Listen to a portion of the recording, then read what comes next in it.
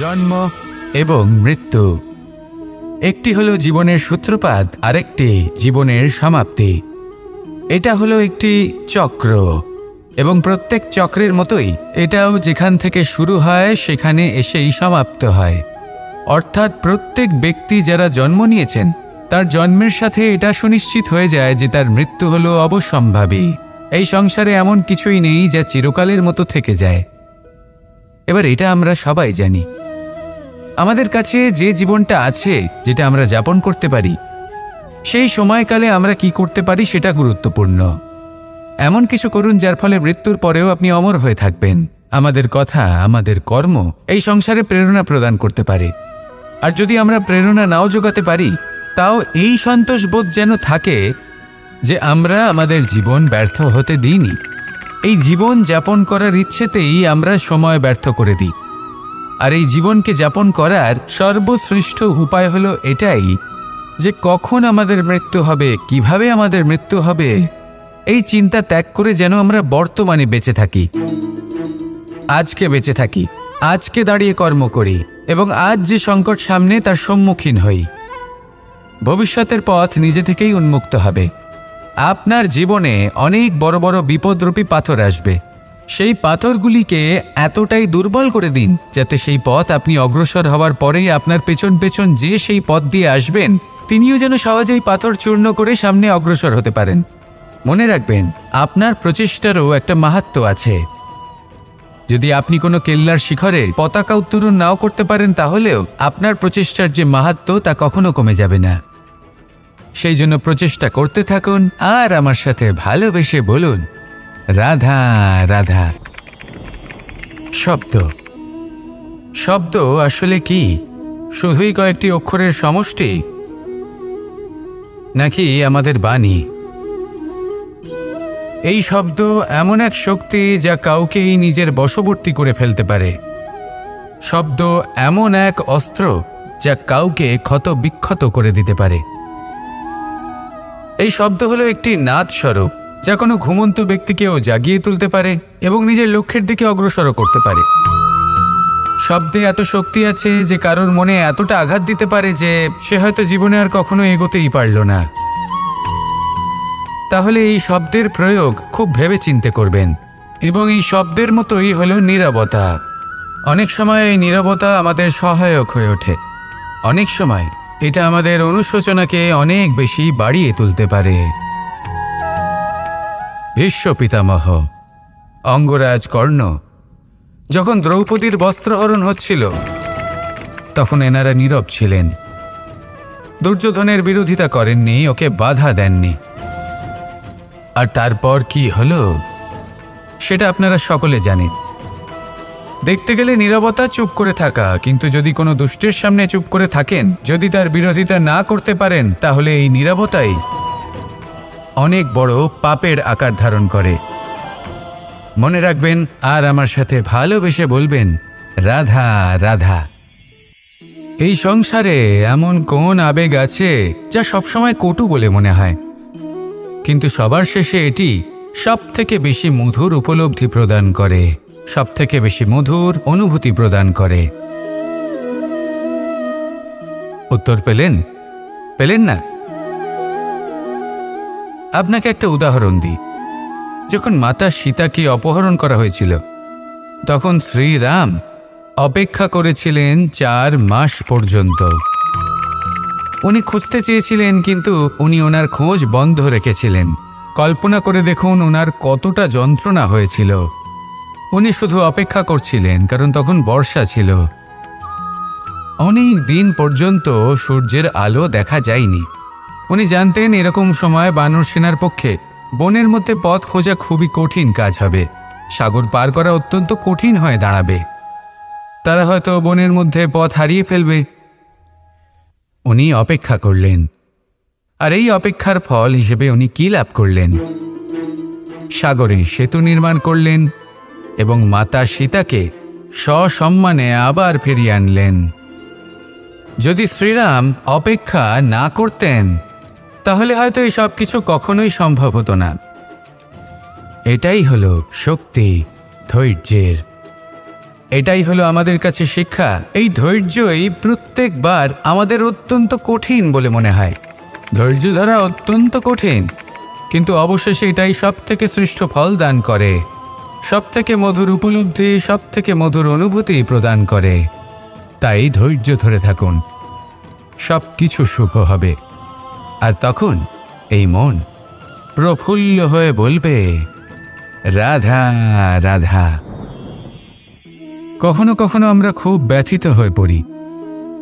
আমরা নিজেদের পরিবারের জন্য এত কিছু করি, আর তারা আমাদের দেখলেই ভয়ভীত হয়ে পড়ে, আমাদের দেখলে বিরক্ত হয়।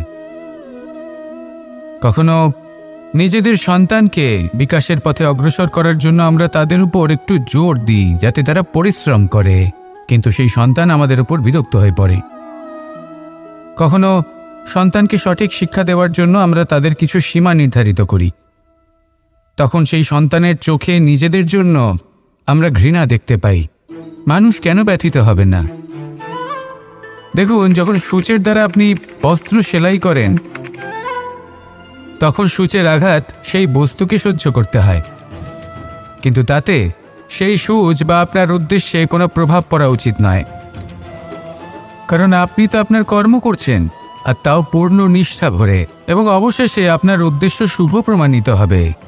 তাই কেউ বিরক্ত হচ্ছে বলে বা কারোর চোখে নিজের প্রতি ঘৃণা দেখার ভয় কখনো পিছিয়ে যাবেন না। কষ্ট না করে বিকাশ সম্ভব নয়। কর্ম করতে থাকুন, সব কিছু শুভ হবে। আসুন আমার সাথে ভালোবেসে বলুন, রাধা রাধা। সিংহ। কথায় আছে, সিংহ হলো বনের রাজা, কিন্তু যখন সিংহের তথা বনের রাজার খিদে পায়, তখন তাকেও বাইরে এসে কর্ম করতে হয়। কোনো হরিণ নিজে সিংহের সামনে এসে এটা বলে না যে, আরে আপনি হলেন বনের রাজা, আপনি আমাকে ভোজন রূপে গ্রহণ করুন, আমি নিজের প্রাণদান করতে প্রস্তুত রয়েছি। এমন তো কখনোই হয় না। সিংহকে গুহা থেকে বাইরে বেরোতেই হয়, বনে ঘুরে বেড়াতে হয়, ধৈর্য ধরতে হয়, বিভিন্ন ধরনের পরিশ্রম করার পরেই তার ক্ষুধা নিবারণ হয়। হরিণ নিজে থেকে তার কাছে চলে আসে না। সেইভাবেই জীবনে কি সাফল্য আমাদের কাছে নিজে থেকে হেঁটে আসে? কখনোই আসে না। ততক্ষণ আসে না যতক্ষণ না আমরা পরিশ্রমের পথে চলা শুরু করছি। পরিশ্রম করতে থাকুন, এই পরিশ্রমের পথে অগ্রসর হতে থাকুন।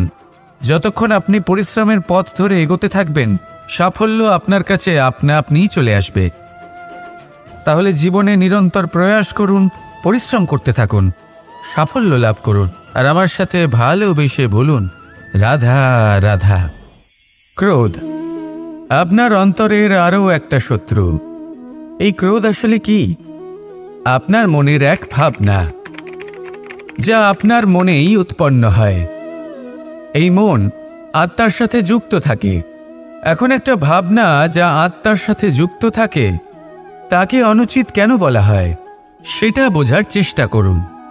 ক্রোধ কখনো কখনো জরুরি হয়, বিশেষ রূপে তখন যখন আপনি সঠিক পক্ষে দাঁড়িয়ে রয়েছেন এবং সামনের ব্যক্তি অধর্মের পক্ষে রয়েছেন আর বিনম্রভাবে মানছেন না।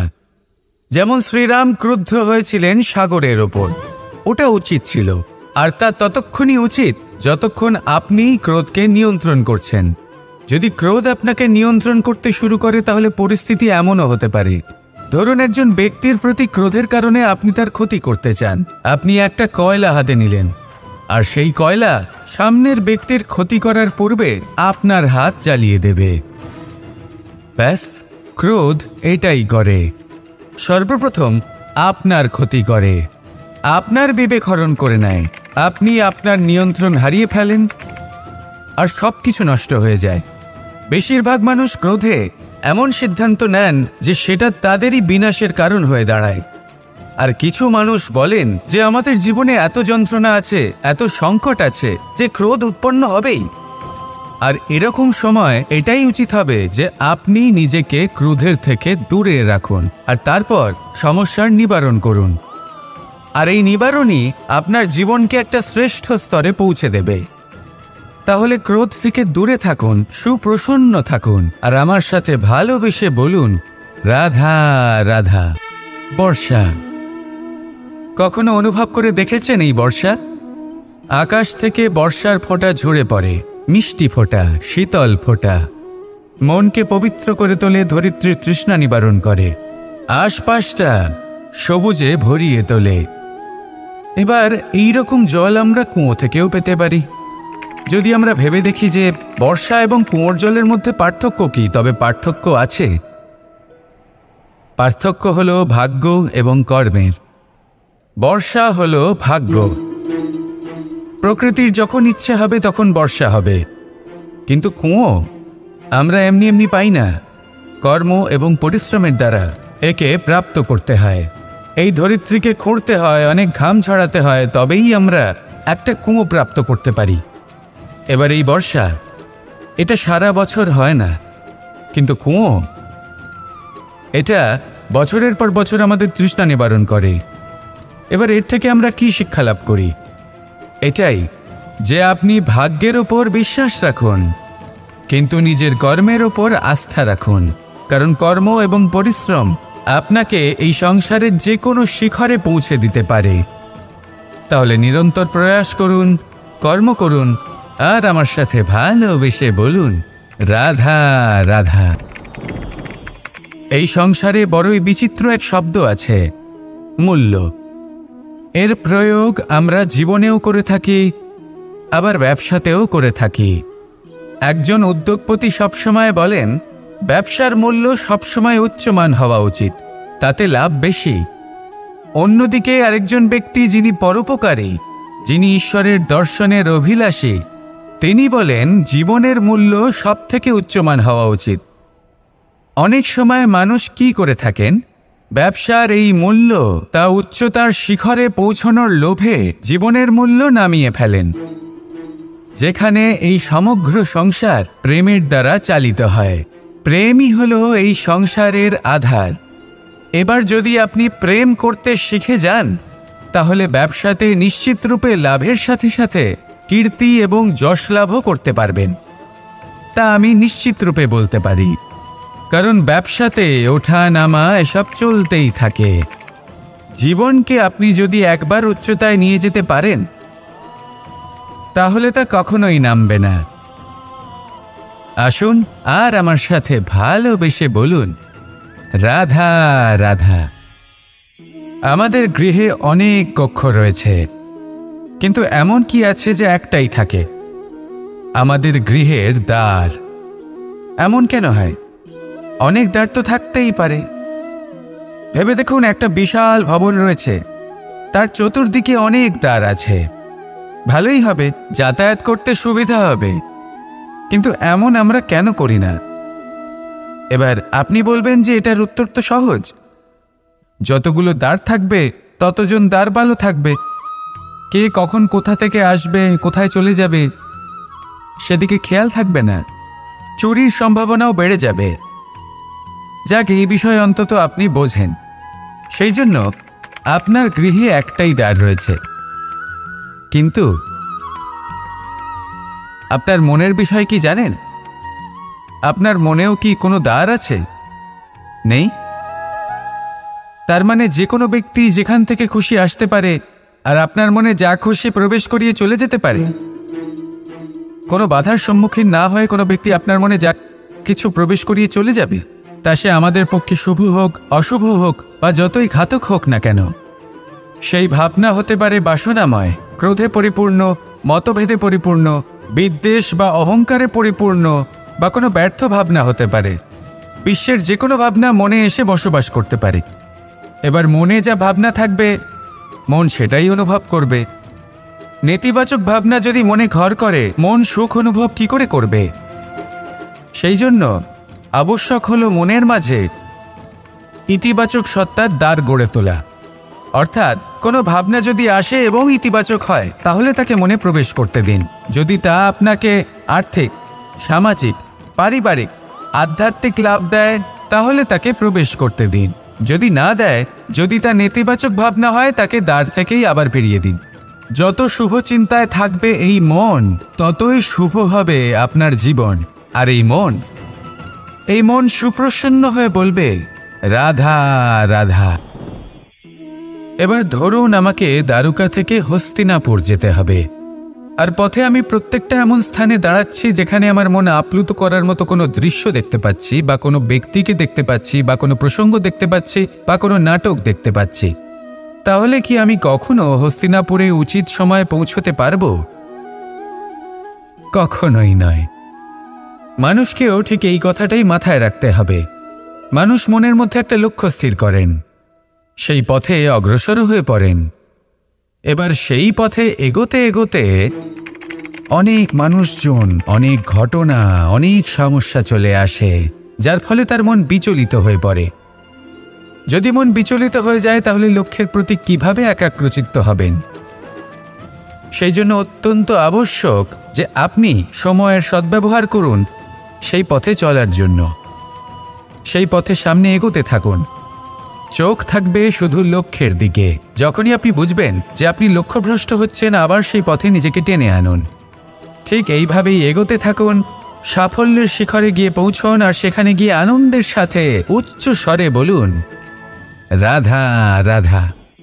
কখনো কোনো নদীকে দেখেছেন? একই আকার, একই স্থান, শুধু প্রবাহিত হতে থাকে।